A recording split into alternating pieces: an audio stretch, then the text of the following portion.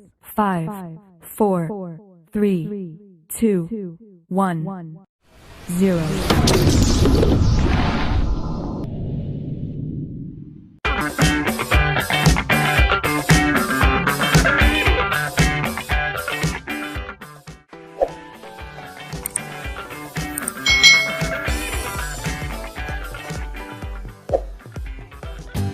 Halo adik-adik, selamat datang di channel YouTube Kak Citra.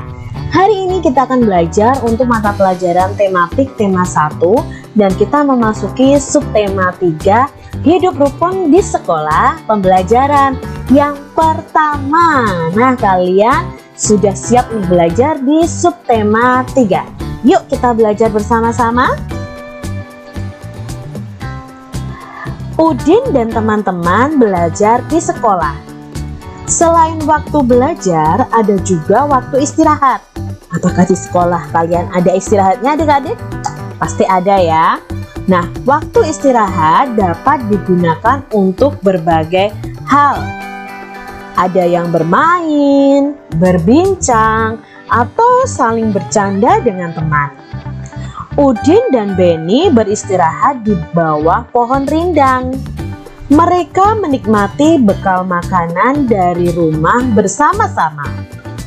Apa yang kamu lakukan pada waktu istirahat di sekolah adik-adik?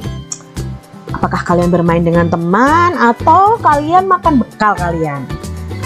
Apakah kamu bermain dengan temanmu? Ya, pasti kalian bermain dengan teman kalian saat istirahat. Bagaimana sikapmu ketika bermain dengan temanmu? Ya, kalian harus rukun ya dalam bermain, tidak boleh bertengkar. Nah, di sini ada Udin dan Beni yang beristirahat di bawah pohon rindang. Mereka sedang makan bekal mereka.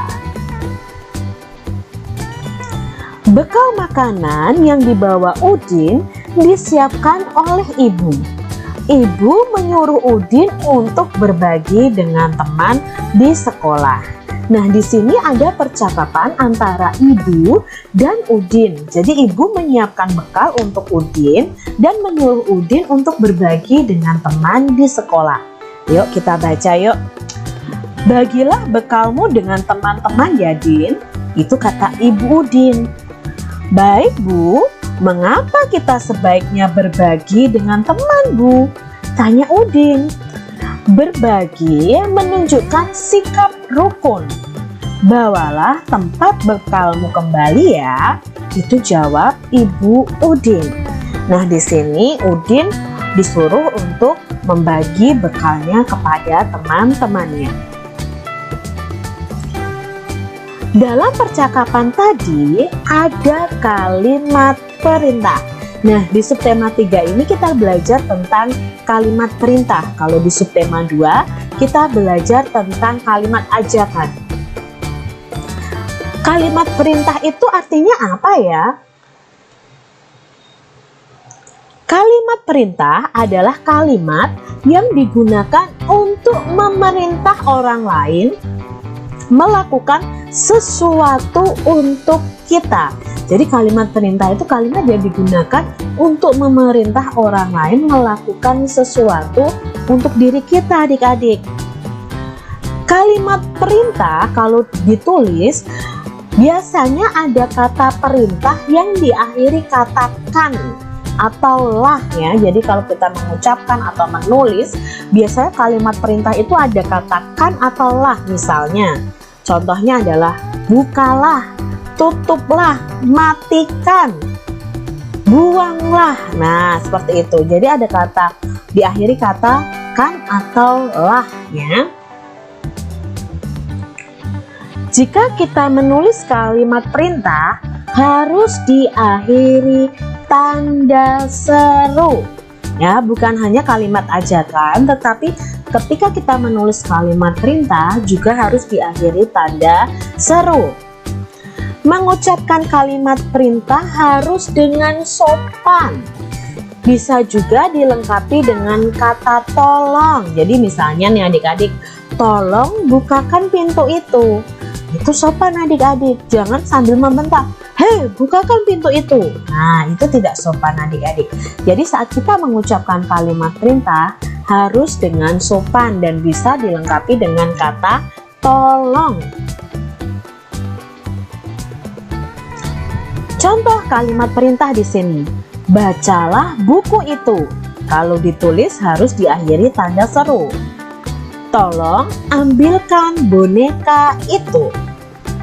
Matikan lampu itu. Tolong tutup pintu itu, Rini. Bukalah bekalmu itu, Doni. Nah, ini adalah contoh dari kalimat perintah.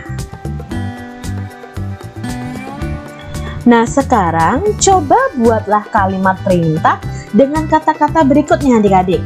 Coba buat kalimat perintahnya dengan kata bawakan. Bawakan tas itu. Nah, bisa ya. Tutuplah. Tutuplah pintu itu. Jagalah. Jagalah kebersihan. Matikan. Matikan kompornya bisa. Sapukan. Sapukan ruangan kelas. Makanlah. Makanlah coklat itu. Ingat, kalau kita mengucapkannya tidak diakhiri tanda seru, langsung kita bilang makanlah coklat itu, tanda seru. Bukan seperti itu adik-adik. Ketika kita menulisnya baru diakhiri tanda seru. Kerjakan. Kerjakan PR-mu. Bukakan. Bukakan pintu itu. Buangkan, misalnya buangkan sampah itu.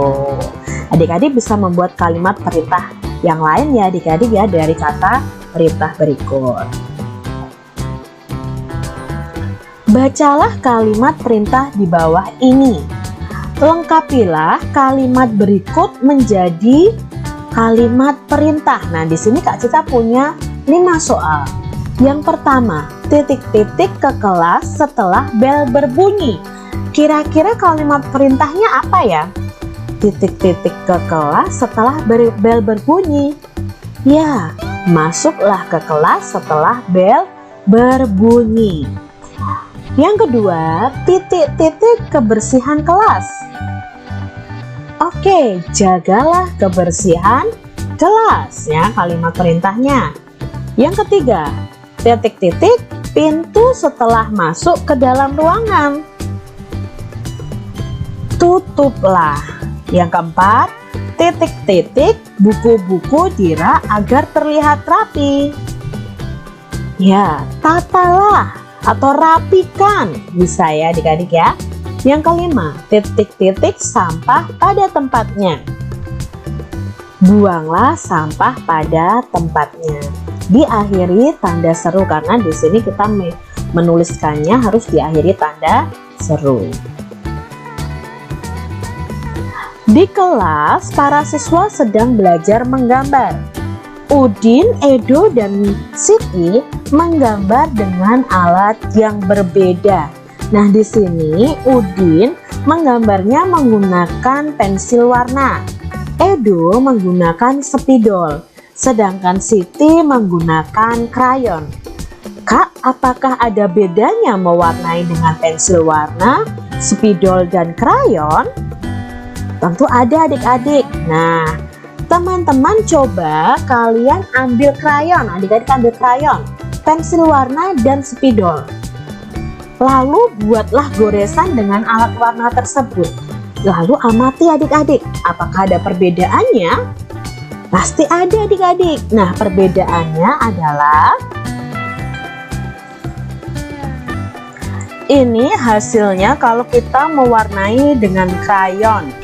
Jadi hasilnya nanti akan tebal tapi kasar. Jadi kalau kita mewarnai krayon itu harus dihaluskan dengan penghalusnya. Jadi ada alat khusus yang bisa menghaluskan saat kita mewarnai dengan krayon. Tapi hasil awalnya itu memang tebal dan kasar.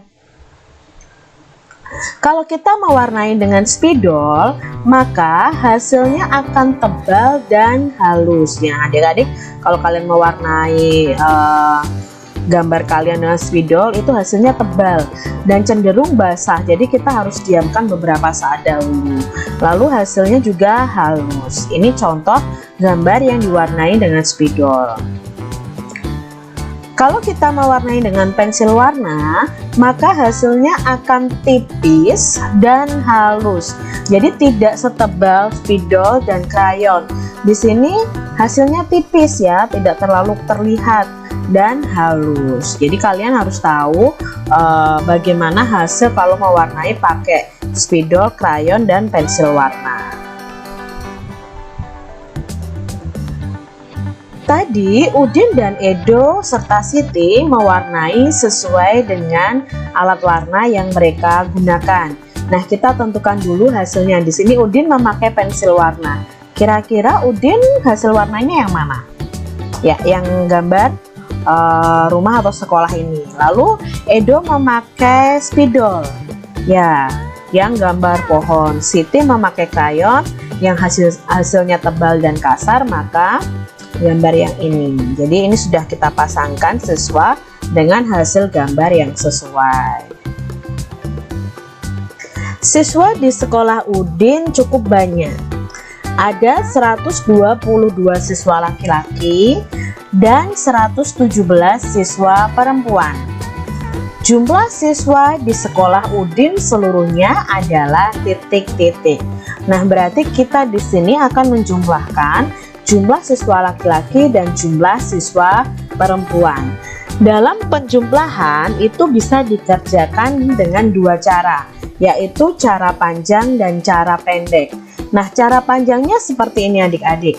Jadi 122 itu kita ubah dalam bentuk panjang terlebih dahulu, yaitu 100 ditambah 20 ditambah 2. Lalu 117 kita ubah juga dalam bentuk panjang, yaitu 110 ditambah 7. Nah, baru kita jumlahkan di situ. Nah, penjumlahannya dari satuan, bukan dari ratusan adik-adik. Jadi 2 ditambah 7 9. Lalu kita ke depan lagi, 0 tambah 0 0, 2 tambah 1 3. Lalu 0 tambah 0 0, 0 tambah 0 0, 1 tambah 1 2. Berarti ketemu 200 ditambah 30 ditambah 9. Lalu kita jadikan 239 nya sama dengan 239.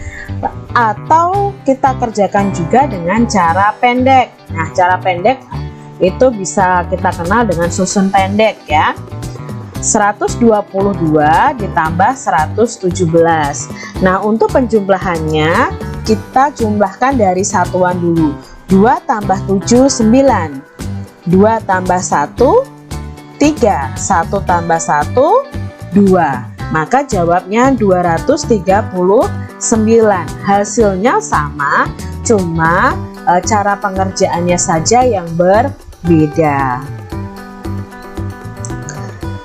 Menjumlahkan tanpa menyimpan. Nah, kita akan belajar menjumlahkan tapi tanpa menyimpan.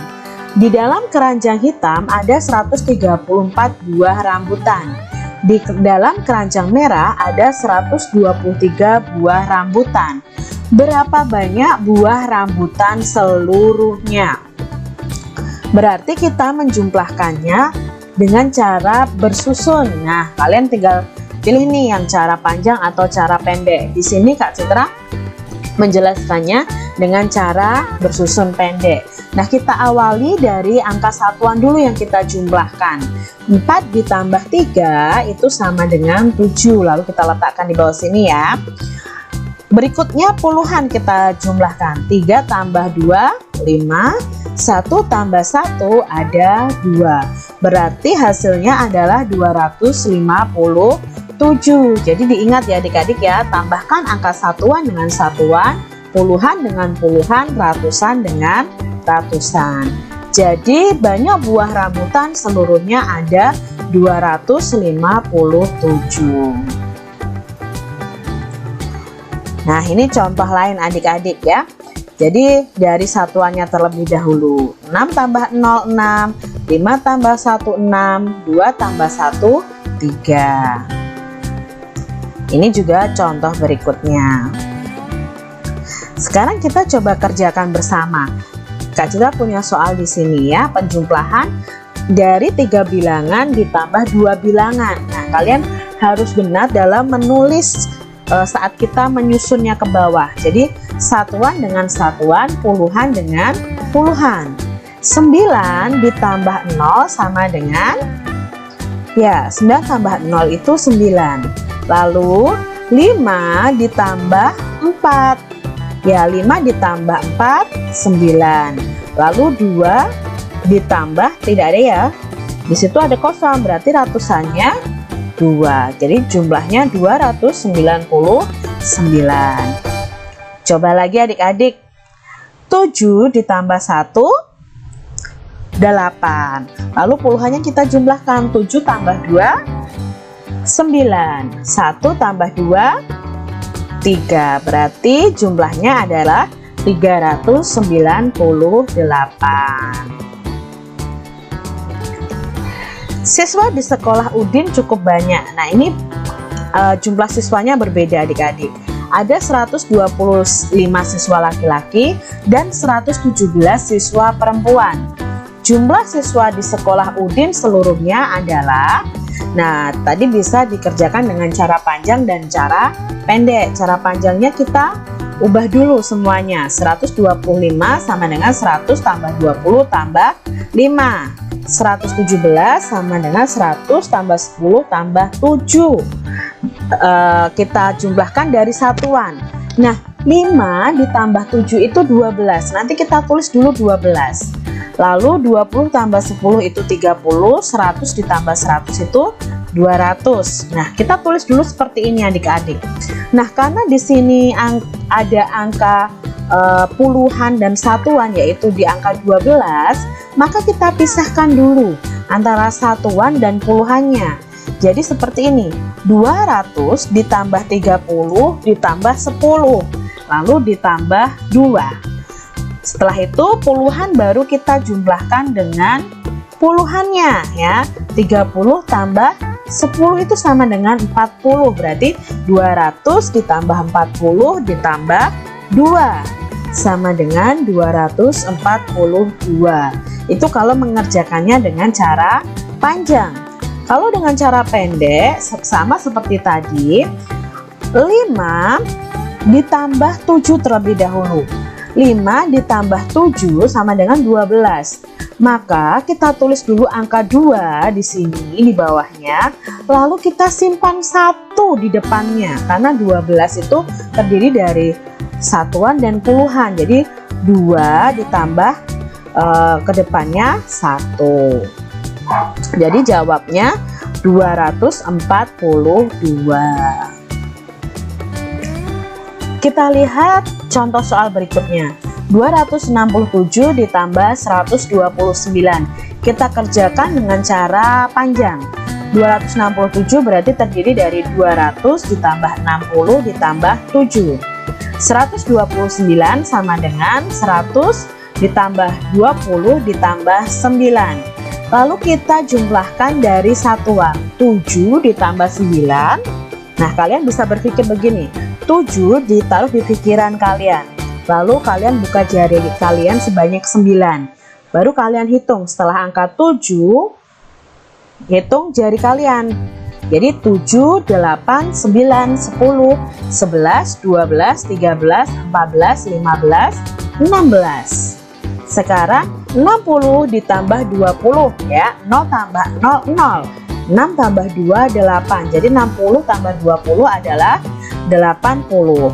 200 ditambah 100 sama dengan 300. Nah, di sini ada puluhan dan satuan lagi nih. Nah, kita jumlahkan. Di sini sama dengan kan 16. Lalu kita pisahkan dulu antara puluhan dan satuan. Maka hasilnya seperti ini. 6 ditambah 10 dari 16 ya. Lalu ditambah 80 ke depannya baru 300. Nah, kita jumlahkan adik-adik. Dari belakang satuannya 6. Sekarang puluhannya 80 tambah 10. Ya, 90, lalu ratusannya masih tetap yaitu 300. Baru kita gabungkan 396. Jika ditulis seperti ini hasilnya. Nah, Kak Cira punya contoh lagi supaya kalian lebih paham. 185 ditambah 234. Maka jika dibuat dengan cara panjang, itu 100 ditambah 80 ditambah 5. 234, kalau dibuat panjang 200 tambah 30 tambah 4. Kita jumlahkan dari belakang. Ya, 5 tambah 4 sama dengan 9. Lalu 80 ditambah 30, 0 ditambah 0, 0. 8 ditambah 3, 11, berarti 110. Ratusannya kita jumlahkan juga. Ya, ratusannya sama dengan 300. Nah, di sini yang harus kalian perhatikan adalah angka 110 ini. Ada angka ratusan dan ada angka puluhan. Maka kita harus memecahkannya terlebih dahulu. Jadi satuannya tetap 9, 110-nya ini kita pecah jadi ratusan dan puluhan. Berarti 10 ditambah 100 ya. Jadi kita pecah dulu baru ditambahkan 300. Sama-sama ratusan nanti kita jumlahkan. Kita tulis satuannya dulu 9, puluhannya 10. Sekarang 300 ditambah 100. Ya, 400. Maka 400 ditambah 10 ditambah 9, jawabnya 419. Itu cara panjangnya. Sekarang kita latihan untuk cara pendeknya. 475 ditambah 254. 5 ditambah 4 sama dengan 9 ya. Kalian hitung 5 ditambah 4 sama dengan 9. Lalu 7 ditambah 5 berapa adik-adik? 7 ditambah 5 itu 12. Tidak kita tulis 12, tapi kita lihat angka paling akhirnya yaitu 2. Kita tulis dulu angka 2. Lalu satunya di mana, Kak? Satunya diberikan di angka depannya, diletakkan di atasnya seperti ini. Ya, tadi kan 12. Kita tulis dulu 2, lalu menyimpan 1. 1 ditambah 4 ya, 1 ditambah 4 sama dengan 5. 5 ditambah 2 sama dengan 7. Soal berikutnya, 636 ditambah 182. Kita jumlahkan dari satuannya terlebih dahulu. 6 tambah 2. 6 tambah 2 adalah 8, kita tuliskan. Lalu puluhannya 3 ditambah 8. 3 ditambah 8 ada berapa adik-adik? Ya, 11. Apakah kita langsung tulis 11? Tidak, kita tuliskan angka terakhirnya. Angka terakhirnya adalah 1 dan menyimpan 1. Nah, menyimpan 1 di sini kita jumlahkan. 1 tambah 6. Ya, 1 tambah 6, 7. Tambah 1, 8. Berarti jawabnya 818. Kak Citra punya contoh berikutnya ya, supaya kalian lebih paham. 349 ditambah 49. 9 ditambah 9 berapa adik-adik? Ya, 9 ditambah 9 adalah 18. Apakah kita langsung tulis angka 18? Tidak, kita tulis angka 8 dan menyimpan 1 ya, kita letakkan di depannya. 1 ditambah 4 sama dengan 5. 5 ditambah 4 sama dengan 9. Lalu di sini karena 3 tidak ada penjumlahnya yang lain ya, berarti jawabnya 3. Totalnya 398. Soal berikutnya adik-adik, 126 ditambah 158. Kita kerjakan dari satuannya dulu. 6 ditambah 8 sama dengan 14. Menyimpan 1 ya di depannya. 1 tambah 2, 3. 3 ditambah 5, 8. Lalu ratusannya kita jumlahkan. 1 ditambah 1, 2. Berarti Hasilnya adalah 284. Sangat mudah kan adik-adik? Nah, demikian tadi pembelajaran yang bisa kita pelajari bersama di subtema 3 pembelajaran 1. Sampai jumpa kembali di video pembelajaran Kak Citra selanjutnya. Tuhan memberkati. Jangan lupa tekan tombol subscribe, lalu tekan loncengnya, tekan juga tombol like, lalu share ke media sosial kalian. Jangan lupa untuk ikuti media sosial Kak Citra. Terima kasih.